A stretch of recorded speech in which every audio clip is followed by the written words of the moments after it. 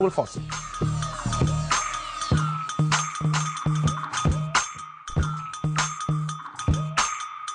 يعني المرحله اللي جايه دي مرحله طبعا صعبه طبعا على كل النادي المصري طبعا بالجماهير بكل الناس المتواجده في بورسعيد.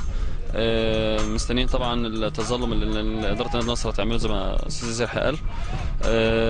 ولا قدر الله لو الوضع ده استمر زي ما هو كده يبقى في كلام تاني ان شاء الله. واكيد اداره النادي هتبقى عندها يعني خبره اللي هي تقدر تطلع لعيبتها في كذا نادي بحيث ان احنا نرجع ان شاء الله بعد لا قدر الله القرار هيمشي هنرجع ان شاء الله بنلعب وكده.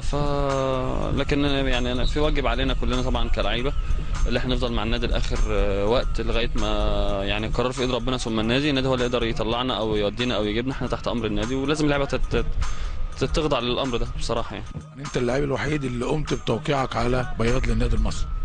والله انا عارف ثقتي في الاداره ان هم هيقدرونه كويس، دي حاجه مفروغ منها يعني. وحته ان انا اوقع دلوقتي في ظروف النادي ده، انا قلت لك مفيش ثانيه ان النادي ليه فضل عليا وعلى كل لعيب في النادي المصري. قبل الحادثه دي اي لعيب في مصر ولاعيبه كبيره وبتلعب في منتخب مصر كانت تتمنى تيجي النادي المصري. احنا عشان مش النادي واقع في مشكله او في ازمه في النادي المصري دلوقتي يبقى كلنا نسيبه ونجري يعني. ما ينفعش. انا واحد من الناس، انا راجل صعيدي اتربيت ان انا صاحبي لو في زنقه اقف جنبه، وده مش صاحبي، ده نادي ولي فضل عليا. فلازم يعني مع النادي لغايه ما ربنا ييسر. ما مش عاوزيني خلاص ما فيش مشكله. فاحنا محتاجين بس زي القعدات العرفيه اللي بتحصل في الصعيد، لما بيحصل في طار بيبقى في قعده عرفيه، وده بيقدم شويه تنازلات وده بيقدم شويه تنازلات والحياه بتمشي. ما بيفضلش في حمام دم بين الاثنين طول الحياه. مش هيفضل ده معاند وده معاند وفي الاخر مش هناخد حاجه. والخسران الاول هو الكره المصريه والشعب المصري. لما يبقى في عند مش هنوصل لحل.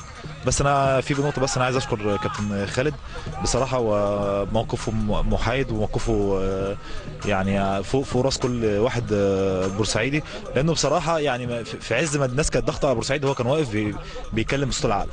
دلوقتي طبعا بعد القرارات اللي طلعت انا مرتبط بعقد مع النادي المصري لمده موسمين، منهم السنه الجايه اللي هي فيها ايقاف استمر الموسم كمان. النادي المصري هو اللي يتحكم فيها مش انا يعني هو النادي المصري قرار في ايد المجلس الاداره، في ايد اداره النادي المصري هي اللي تتحكم فيا، وانا تحت امرهم. واكيد هيحصل حوار بيني وبين او بيحصل يعني عشان برضه نكون بصراحه بيحصل حوار بيني وبين الناس هنا في النادي المصري. وانا يعني الناس عارفه مين هو ابو المصري وعلاقتي بيهم كويسه الحمد لله، وانا متمسك بيهم وهم متمسكين بيا، وان شاء الله يكون في خير الفتره الجايه ان شاء الله لينا كلنا يعني. احنا كنا عايزين يعني الحياه تمشي تمام، الحياه تكون طبيعيه في النادي المصري، واحنا عرفنا دلوقتي ان في قضاء، والقضاء ده ان شاء الله هياخد مجراه، وفي طبعا انت عارف ان عقوبه على النادي المصري وفي تظلم. انا عايزين نقول للنادي الاهلي ان احنا دلوقتي يعني اللي حصل ده يعني غصب عن في بورسعيديه شرفاء كتير، واي واحد اجرم هياخد عقابه، بس ده هيجي عن طريق القضاء.